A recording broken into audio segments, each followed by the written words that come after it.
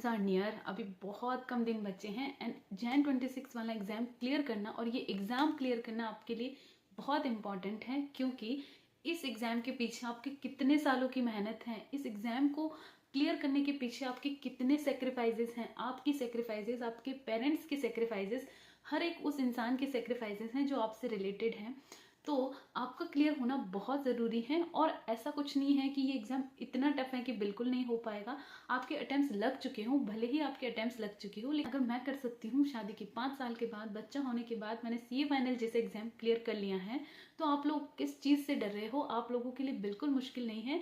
आपको सिर्फ और सिर्फ पॉजिटिव एटीट्यूड रख के एग्ज़ाम देने जाना है, बिना किसी टेंशन के, बिना किसी एंजाइटी के आपको एग्ज़ाम देने जाना है। और CA एग्ज़ाम आपका सिर्फ वो डर ही टेस्ट कर, बहुत मेहनत करी है, बहुत ज़्यादा हार्डवर्क करा है इस एग्ज़ाम के लिए। उन 2 लेटर्स को अपने नाम के आगे लगाने के लिए आपने बहुत हार्डवर्क करा है, बहुत ज़्यादा आप पैशनेट हो उस चीज़ को करने के लिए। तो बस अब कुछ ही दिन है, आपको कुछ दिन और मेहनत करनी है, और इन दिनों में आप इतना अपना 100% एफर्ट्स देना, और इस एग्ज़ाम को क्लियर करके ही दिखाना है आपको, क्योंकि लाइफ बार बार मौके नहीं देती हैं। अगर आपको मौका मिला है तो आपको उसमें उसको क्लियर करके ही दिखाना है, आपको इस एग्ज़ाम को क्लियर करके ही दिखाना है।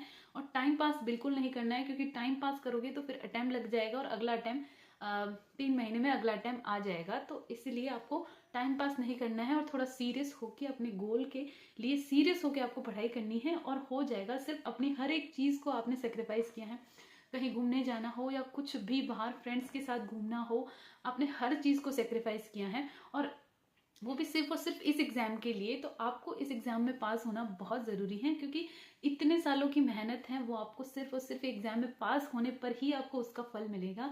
ये अगर आप पास नहीं होगे, ये नहीं बनोगे, तो इतने सालों की जो मेहनत है वो वेस्ट चली जाएगी, आपका इतना सारा सेक्रीफाइस, उसका कोई मतलब नहीं निकलेगा। तो आपको इस एग्ज़ाम में क्लियर होना बहुत ज़रूरी है। आई एम श्योर कि आप 100% मेहनत करोगे, और आप डेफिनेटली इस बार आप क्लियर होके दिखाओगे, और आपको जितनी खुशी होगी उससे कहीं ज़्यादा खुशी आपके पेरेंट्स को होगी। सो मेक देम प्राउड, आप उन्हें प्राउड करके दिखाओ, और इस बार आप खुद से प्रॉमिस करो कि मैं एग्ज़ाम में क्लियर होके रहूँगा या होके रहूँगी। और आपको हमेशा एग्ज़ाम पॉजिटिव एटीट्यूड के साथ देने जाना है, आपको बिना डर और बिना एंजाइटी के आपको एग्ज़ाम देने जाना है। सब कुछ हो जाता है वहाँ पे, आपको सब कुछ याद आ जाएगा, आपने जो पढ़ा हुआ है वो आपको वहाँ याद आ जाएगा। मैंने दिया था, मैंने भी फर्स्ट टाइम दिया था शादी के 5 साल के बाद। मैं उतना नहीं डर रही थी, लेकिन फिर भी थोड़ी एंजाइटी मुझे भी हो रही थी, लेकिन एग्ज़ाम में आपको सब कुछ याद आ जाता है। सो डोंट वरी, आप अच्छे से एग्ज़ाम लिखने जाओ, आप ज़रूर इस बार क्लियर हो जाओगे। And all the best for your exam.